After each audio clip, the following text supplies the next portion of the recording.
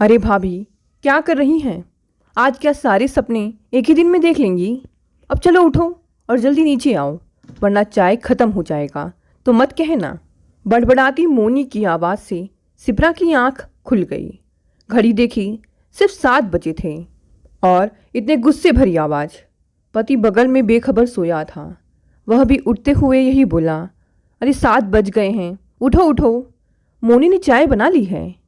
एक चाय ही तो बनाई है, बाकी घर के सारे काम मैं ही तो अकेले करती हूँ। सुबह सुबह तुम झगड़ने क्यों लग जाती हो?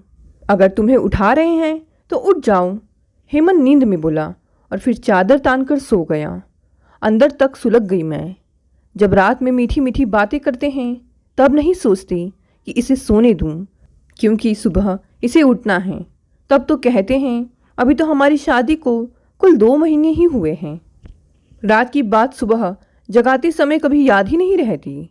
रोजाना की तरह नफरत दिल में लिए नाइटी संभाल कर सिप्रा सीधा बाथरूम में घुस गई। बंदिशें इतनी कि बिना नहाए धोए साफ सूट पहने बिना सास के पास नहीं जा सकती। जल्दी जल्दी नहा धोकर सिप्रा नीचे पहुंची। सास के पैर छुए, वे बजाय आशीर्वाद देने के घड़ी देखने लगी। गुस्सा तो इतना आया कि घड़ी उखाड़ कर फेंक दूं या कुछ कर जाऊं। शुरू में मायके में मेरी भाभी जब 8 बजे उठकर नीचे आती थे तो कभी कभार मम्मी कह देती थी, बेटा थोड़ा जल्दी उठने की आदत डालो। इस पर भाभी का खिसियाया चेहरा देखकर एक दिन मैं बोल ही पड़ी, मम्मी भाभी को गुस्सा आ रहा है, इन्हें कुछ मत कहो। भाभी हड़बड़ा गई थी। तब मुझे भाभी पर व्यंग करने में मज़ा आया था और अपनी मम्मी की नरमी पर गुस्सा। क्यों भाभी, मम्मी को इस तरह देख रही हूँ, मानो खा ही जाओगी।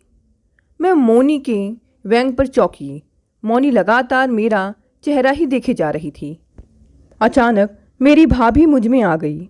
मेरे शब्द गले में ही अटक गए। भाभी को ही ऐसी ही बेइज्जती महसूस होती होगी मेरे व्यंगों पर। चाय पी लो। मोनी झाड़ू लगा चुकी है। सांस का स्वर शुष्क था। साथ ही मोनी ने ठंडी चाय मेरे हाथ में पकड़ा दी। मैं चाय को तेजी से सुड़क कर उसके पीछे रसोई में लपकी। अगर मैं ऐसा नहीं करती तो सांस बोलती, देख कैसे मज़े ले लेकर पी रही है, ताकि मोनी 2-3 काम और निपटा ले तथा इस महारानी को कोई काम ना करना पड़े। मोनी परात में आटा छान रही थी। चाय का कप सिंक में रखते हुए मैंने कहा, दीदी तुम तैयार हो जाओ, मैं नाश्ता बनाती हूँ। मेरे शब्द मुंह से निकलते ही मोनी परात छोड़कर रसोई से निकल गई, मानो मुझ पर एहसान कर दिया हो। मैंने चाय पी या नहीं यह पूछना तो दूर की बात है। शुरू से ही सारा काम थमा दो तो आदत पड़ जाएगी। ऐसी नसीहतें अक्सर रिश्तेदार व पड़ोसी ने दे जाया करती। मेरी मम्मी को भी मिली थी, पर मेरी मम्मी ने कभी अमल नहीं किया था। अगर थोड़ा बहुत अमल किया था तो मैंने, पर यहाँ तो शब्द दर शब्द अमल किया जा रहा है। जितनी तेज से मेरा दिमाग अतीत में घूम रहा था, उतनी ही तेजी से मेरे हाथ वर्तमान में चल रहे थे। आटा गूंधा, आलू उबाले, चाय बनाई तथा दूध गर्म किया। इतने में मोनी नहा धोकर तैयार हो गई थी। सास बिस्तर पर बैठे बैठे ही चिल्लाने लगी थी, नाश्ता ना मिले तो यूं ही चले जाओ, देर मत करना। इसके घर में तो सोते रहने का रिवाज होगा। बता दो इसको कि यहाँ मायके का रिवाज नहीं चलेगा। जल्दी जल्दी दूध गिलासों में डाला, आलू में मसाला डालकर उनके पराठे बनाने लगी। दूध व पराठे लेकर जैसे ही कमरे में पहुंची, मोनी मुझे देखते ही पर्स उठाकर जाने की तैयारी करने लगी। दीदी नाश्ता, देर हो चुकी है। एक तीखी निगाह मुझ पर डालकर मोनी तेजी से निकल गई। मेरी निगाह अचानक घड़ी पर पड़ गई। आधा घंटा पहले ही? घड़ी क्या देख रही है? सास ने घुरती निगाहों से देखा। मेरा मन घबराने लगा कि अभी हेमंत को पता चलते ही वह सबके सामने मुझ पर बरस पड़ेगा। मैं निकल गई। दूसरे कमरे में मनोज खड़ा था, मेरा देवर। सास की बड़बड़ाहट जारी थी। सुबह तक सोती रहती है। कितनी बार कहा है कि 6 बजे नहा धोकर नीचे आ जाया कर। पड़ी पड़ी सोती रहती है महारानियों की तरह। सुबह सुबह सांस के तीखे व्यंग बाणों को सुनकर मेरा दिमाग भन्ना गया। भाभी, नाश्ता बना हो तो दे दो। मनोज के शांत स्वर से मुझे राहत मिली। हाँ हाँ, लो ना। मैंने मोनी वाली प्लेट उसे थमा दी। मोनी ने नाश्ता नहीं। मेरी उतरी शक्ल देखकर उसने बात पलट दी। छोड़ो, एक मिर्ची वाला पराठा बना दोगी जल्दी से? पर माँ को मत बताना कि ज़्यादा मिर्ची डाली है। मनोज हाथ में प्लेट लिए मुस्कुराता हुआ सास के पास चला गया। अभी लाती हूँ। मैं खुश हो गई। पराठा बनाकर ले गई तो सास ने मेरी आहट सुनते ही बड़बड़ाना शुरू कर दिया। देर नहीं हो रही है? जल्दी ठूस और ठूस के जा। नाश्ता तो आराम से करने दो मम्मी। लाओ भाभी। धन्यवाद, बस अब और मत बनाना। मैं वापस जाने लगी तो सास के शब्द कानों में पड़े। पराठा के लिए धन्यवाद बोल रहा है, पागल है क्या? पर मुस्कुराते हुए मनोज के नम्र शब्दों के आगे मेरे लिए सास के तीखे शब्दों के व्यंग बाण निरस्त हो गए थे। क्या घर के बाकी लोग भी ऐसे नहीं हो सकते थे? मुझे याद है जब एक दिन भाभी मम्मी को दवा देकर हटी तो मम्मी बोली थी, जाओ जाकर सो जाओ, तुम थक गई होगी। मैंने मम्मी से पूछा था, दवा देने से वे थक कैसे जाती हैं? तुम इस तरह बोलकर भाभी को सिर पर चढ़ाती हो। मेरी नादानी पर मम्मी हंसी थी। फिर बोली, हम बूढ़े लोग तन से थकते हैं और तुम जवान लोग मन से थक जाते हो। प्यार के दो बोल मन नहीं थकने देते। जब तू बड़ी हो जाएगी, तेरी शादी हो जाएगी, तब अपने आप समझ जाएगी। मम्मी की बातों पर मैं चिढ़ जाती थी कि वे मुझे बिल्कुल बेवकूफ़ बना रही हैं, पर नहीं, तब मम्मी ठीक ही कहती थी। समझ शादी के बाद ही आती है। मनोज के प्यार भरे दो शब्द सुनकर मेरे हाथ तेजी से चलने लगते हैं, वरना दिल करता है कि चौका बेलन नदी में फेंक दूं। 10 मिनट खाना लेट हो जाए तो पेट क्या रोटी हजम करने से मना कर देता है? क्या सास को पता नहीं कि शादी के तुरंत बाद कितना कुछ बदल जाता है? उसमें तालमेल बिठाने में वक्त तो चाहिए ना। पर क्या बोलूं? बोली तो कहेंगे कि अभी से जवाब देने लगी है। जाते जाते मनोज शाम को समोसे खाने की फरमाइश कर गया। मुस्कुराकर उसका यह आग्रह करना अच्छा लगता था। क्या हेमंत ऐसा नहीं हो सकता? मन ही मन सोचते हुए मैं सास को नाश्ता देने गई। वहाँ पहुँची तो हेमंत जमीन पर बैठे हुए पलंग पर बैठी सास के पाँवों पर सिर रखे थे, अधलेटा बैठा था। देखकर मैं भीतर तक सुलग सी गई। नाश्ता? मैं नाश्ते की प्लेट सास के आगे रखकर चुपचाप वापस जाने लगी। मैडम जी, एक तो मोनी को समय पर नाश्ता नहीं दिया, ऊपर से मुंह फुलाकर रखा है। देखकर मुस्कुराई भी नहीं। अपनी माँ के साथ टेढ़ी नज़र से देखते हुए हेमंत ने कहा, नहीं तो ऐसा तो नहीं है। चाय पियेंगे आप? जबरदस्ती मुस्कुराई थी मैं। ले आओ। हेमंत वापस यूं ही पड़ गया। मुस्कुराहट का आवरण ओढ़ना कितना भारी होता है, आज मैंने महसूस किया। मैं वापस रसोई में आ गई। मुझे बस माँ की नसीहत याद आने लगी। मम्मी ने एक दिन भैया से कहा था कि सुबह की पहली चाय तुम दोनों अपने कमरे में ही मंगा कर पी लिया करो। मम्मी की बात सुनकर मैं झुंझुलाई थी कि क्यों ऐसे पाठ उन्हें ज़बरदस्ती पढ़ाती हो। तब माँ ने बताया था कि उठते ही माँ के पास लेट जाने या बैठने से पत्नी को ऐसे लगता है कि मानो उसका पति रात भर अपनी पत्नी की नहीं, माँ के बारे में ही सोचता रहा हो। ऐसी सोच बिस्तर पर ही ख़त्म कर देनी चाहिए, तभी पत्नी पति की इज्जत कर सकती है। माँ तो माँ ही है। पत्नी लाख चाहे पर बेटे के दिल से माँ की कीमत तो कम होगी ही नहीं। पर ऐसे में बहू के दिल में सास की इज्जत भी बढ़ती है। हेमंत को सास के पैरों पर लिपटा देख मम्मी की बात सही लगने लगी। मुझे यही महसूस हुआ जैसे हेमंत सास से कह रहा हूँ, माँ बस एक तुम ही मुझे इससे बचा सकती हो। हेमंत के साथ जब मैं नाश्ता कर रही थी तो सास बोली, अच्छी तरह खिला देना, वरना मायके में जाकर कहेगी कि खाने को नहीं पूछते। हेमंत अपनी माँ की बातों को सुनकर हंसने लगा और मेरा चेहरा कठोर हो गया। खाना पूर्ति करके मैं पोछा लगाने उठ गई। सारे कमरों में पोछा लगाकर आई तो देखा हेमंत सास के साथ ताश खेल रहा है। मैं हैरान रह गई। मेरे मुंह से निकल गया, काम पर नहीं जाना है क्या? मुझे नहीं पता है, हेमंत गुस्से से देखकर बोला। मैं समझ नहीं पाई कि आखिर मैंने ऐसा क्या कह दिया था। तुम्हें जलन हो रही है हमें एक साथ बैठे देखकर। बेटा तुम जाओ, यह तो हमें इकट्ठे बैठा नहीं देख सकती। सांस तास फेंककर बिस्तर पर पसर गई। हेमंत ने माँ को मनाने के प्रयास में मुझे बहुत डांटा। मैं खामोश ही बनी रही।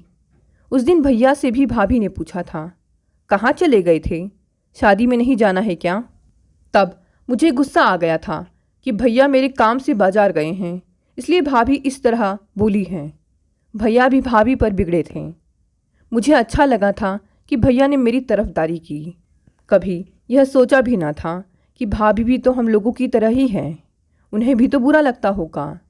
ऐसा उन्होंने क्या पूछ लिया जिसका मैंने बतंगड़ बना दिया था। आज महसूस हो रहा है कि तब मैं कितनी गलत थी। हेमंत दूसरे कमरे से झांकता झांकता मेरे पीछे स्नान घर में घुस गया। तुम्हें बोलना ज़रूरी था, मम्मी को नाराज कर दिया, चुप नहीं रहा जाता। हेमंत जानबूझकर चिल्लाने लगा ताकि उसकी माँ सुन ले। दिल चाहा कि हेमंत का गिरेबान पकड़कर पूछूं कि माँ को खुश करने के लिए मुझे जलील करना ज़रूरी है क्या?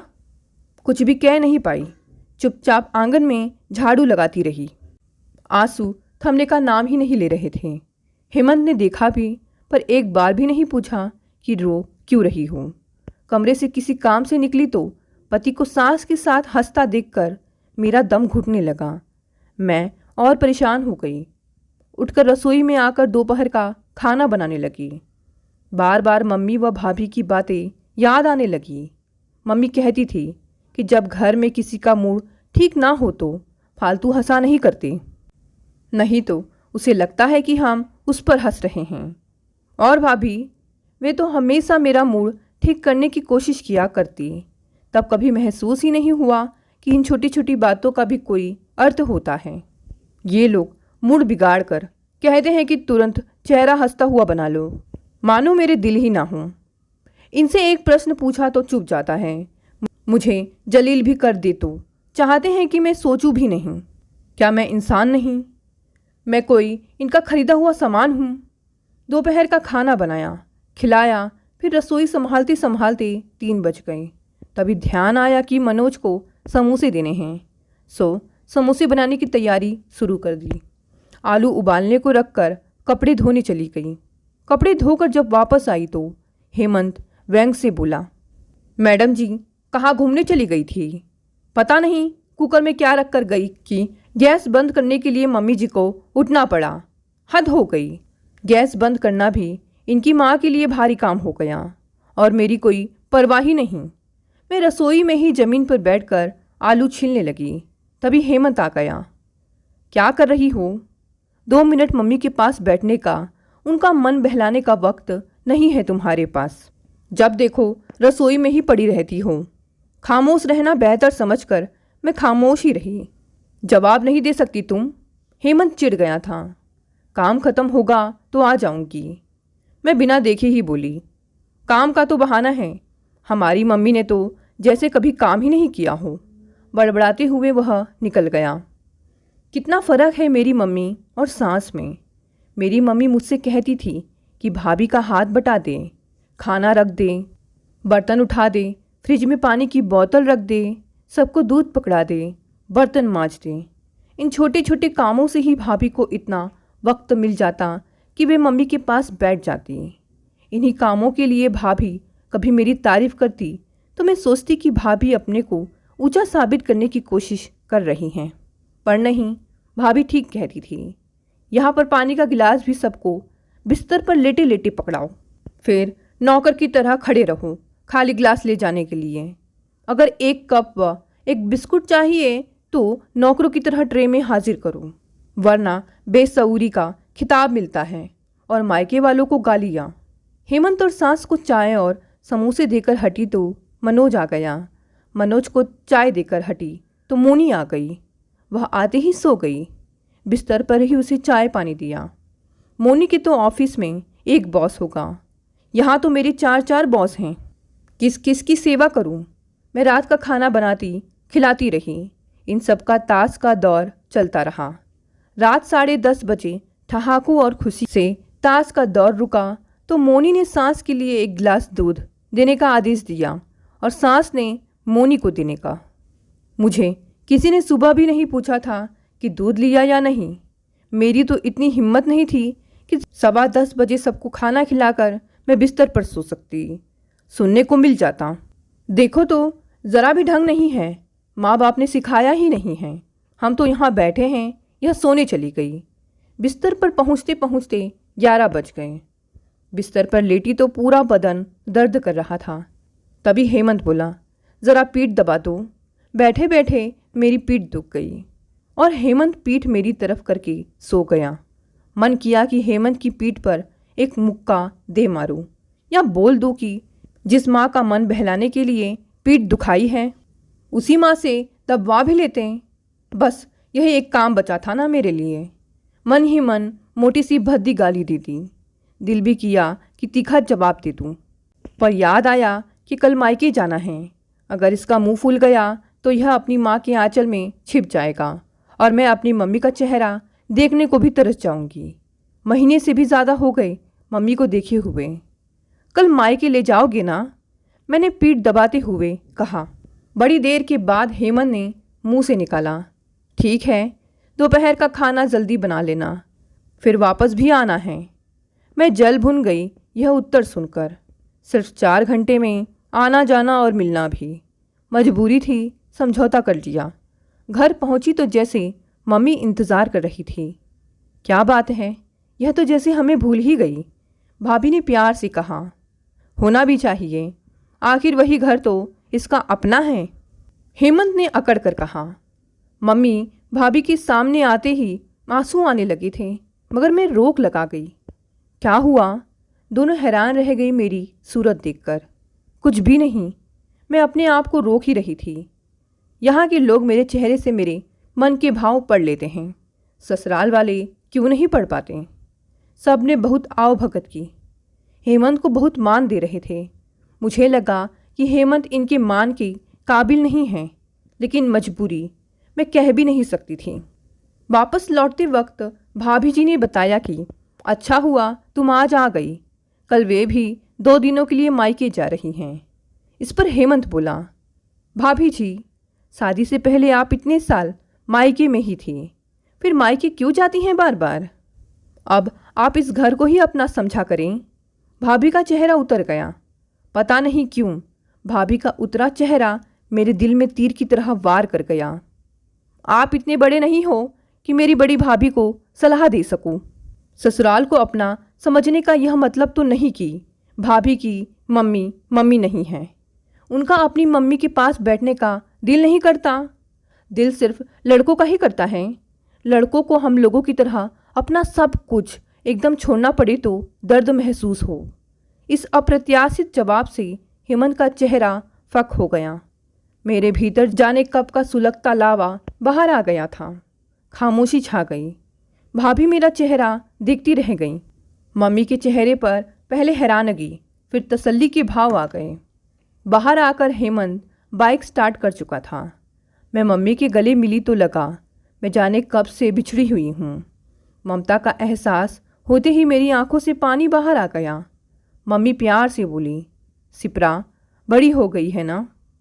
मुझे लगा मैंने वर्षों बाद अपना नाम सुना है। भाभी ने भी आज पहली बार ममता भरे आलिंगन में मुझे भींच लिया और रो पड़ी थी। उनके आंसू मेरे दिल को भिगो रहे थे। मेरे भैया और पापा की आंखों में भी प्रशंसा थी। मुझे उनकी ममता और प्यार की ताकत मिल गई थी। बाइक पर बैठकर भी अब मैं सिर्फ भाभी और मम्मी के आंसुओं के साथ थी। दोस्तों, ये छोटी सी कहानी यही समाप्त हो गई।